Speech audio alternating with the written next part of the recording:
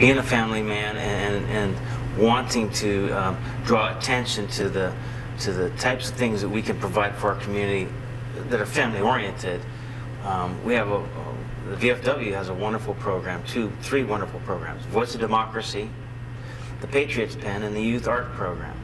Now, what those are is they're essay contests for high school kids, middle school kids, and elementary kids.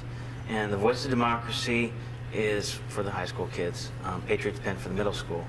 And we had, every year there's a scholarship that they give out, a national scholarship, and it starts in the local markets, and then it goes to district, and then it goes to state.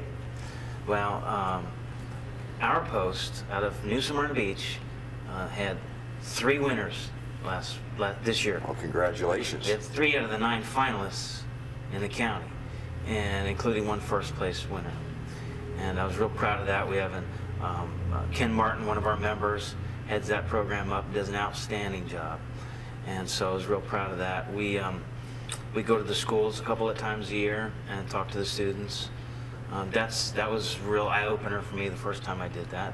They're interested. They want to know, what happens and how you deal with it. And there's some really intelligent questions. So, that being involved with the local community and the schools is something that I really get a kick out of, and I know a lot of the guys do as well. It puts a face to the VFW.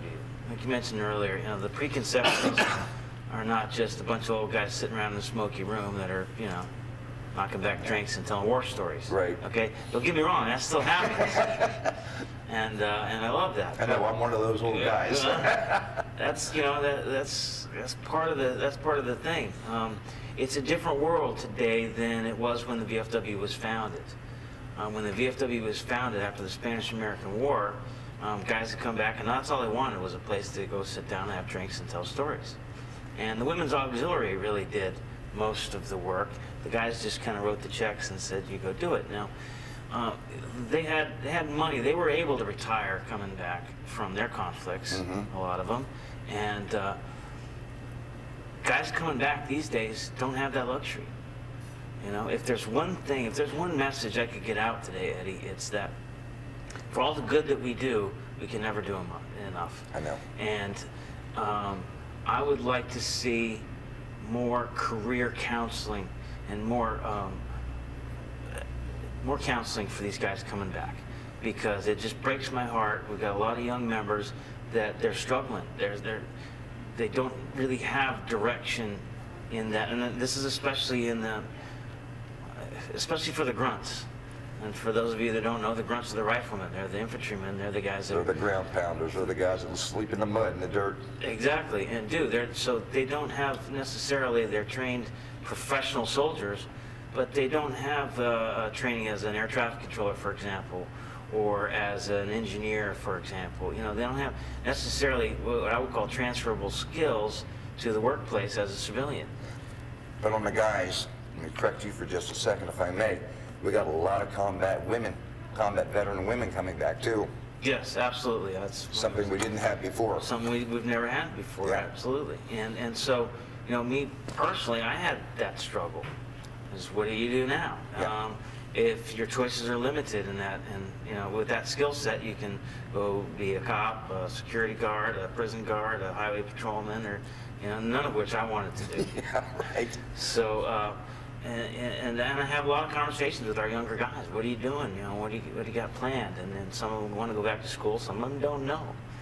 And I'd just like to see a more active kind of role on the VFW's part to help them transition, right, and to help them get careers that suit their personality and their goals and whatnot. I think that's critical to get that as quickly as possible.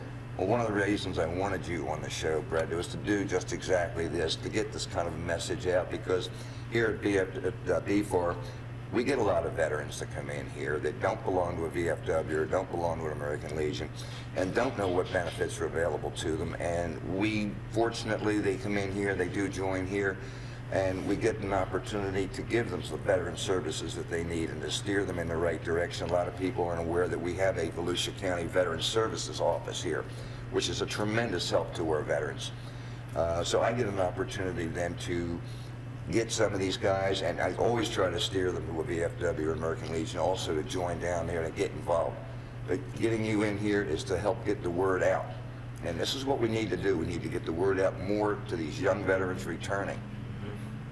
And just to add to that, and I agree, there's a lot of active duty soldiers over there right now, and their families are here.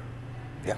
The VFW is more than just for veterans. Also, it's to support the families of veterans, whether they're their spouses are on active duty or not, or if they haven't come back, God forbid. You know, our mandate is to support veterans and families of veterans, however that may take place. Let's explain the tiers on the VFW as a member, an auxiliary member, an auxiliary, women's auxiliary, men's auxiliary.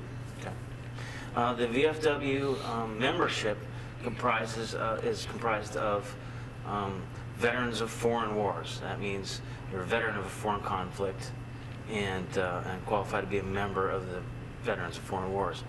In addition to that, we have two auxiliaries. We have a women's auxiliary and a men's auxiliary. And both the auxiliaries, you can qualify to be a member of the auxiliary if your spouse, father, mother, what have you, or qualified to be a member of the VFW. You can join as an auxiliary member.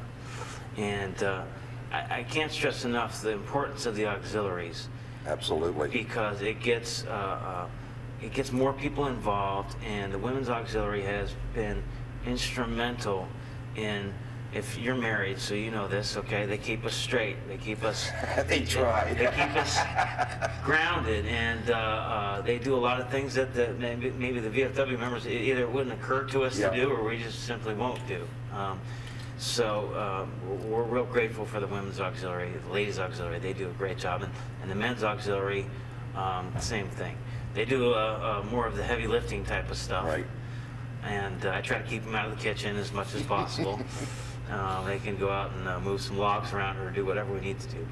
But all that combined with the members themselves and the auxiliary members and their families and friends, all that combined really makes kind of a neat mix. And it's not always, like any family, it's not always, you know, peaches and cream. Right. But we get through it, and at the end of the day, I like to believe that we all have the same goal in mind. Exactly. Which is to honor our deceased veterans and honor their families, and raise money for needy veterans and their families as well.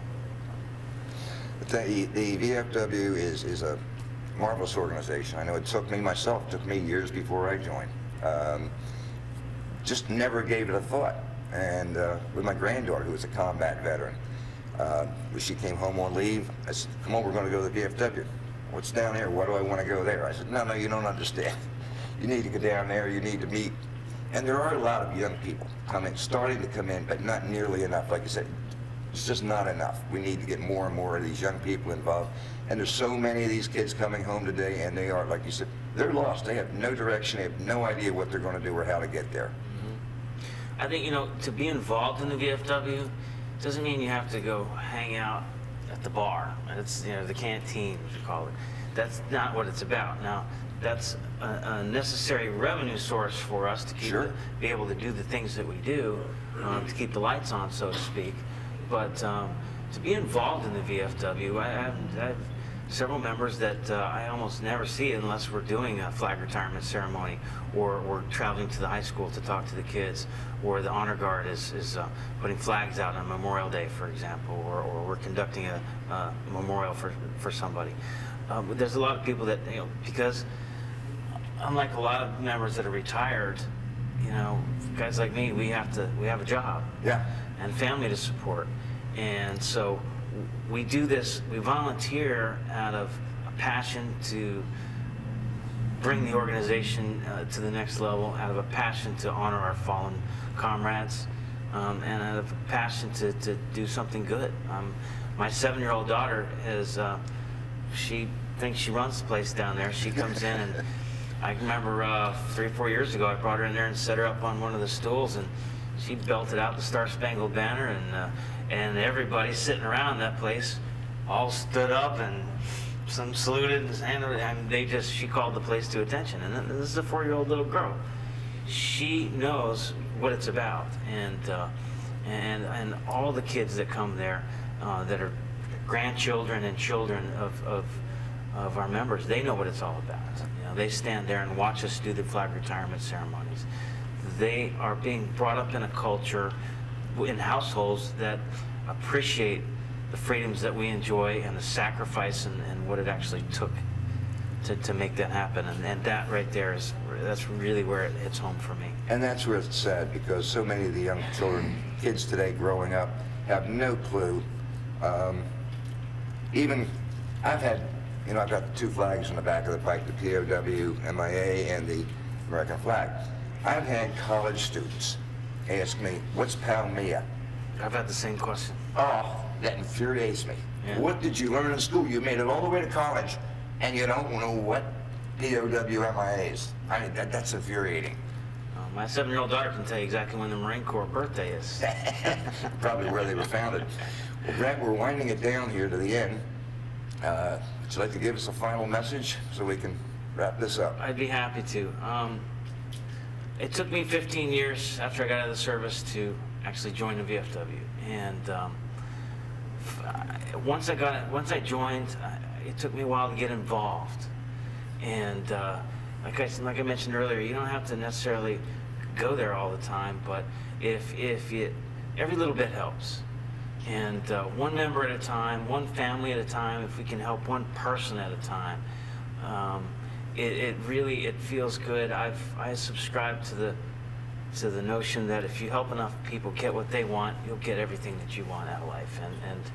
And as volunteering and helping raise money or food or help for needy veterans and their families, it's sorely needed. And you know, don't wait to get involved. You might be surprised at how much good it can do in your life. And you never know when they're going to be there to help you, when you're going to need their help. And there may come a day when the opposite is needed.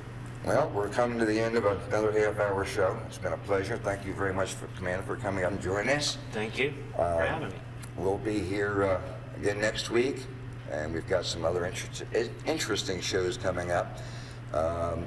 Some are not going to be as pleasant. They're going to be a little bit more controversial, because we've got some controversial issues going on in Volusia County that we want to take care of.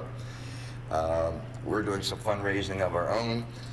We have got on the 21st of May, we're going to be doing a major cancer awareness and fundraiser right here at the BFFAR, and the public will be welcome to that, and we'll be getting information out on the street on that. In the meantime, again, Brett, thank you very much for being here. Thank you. Good luck with your post, and thank you very much, everybody. We'll see you again next week. Bye-bye.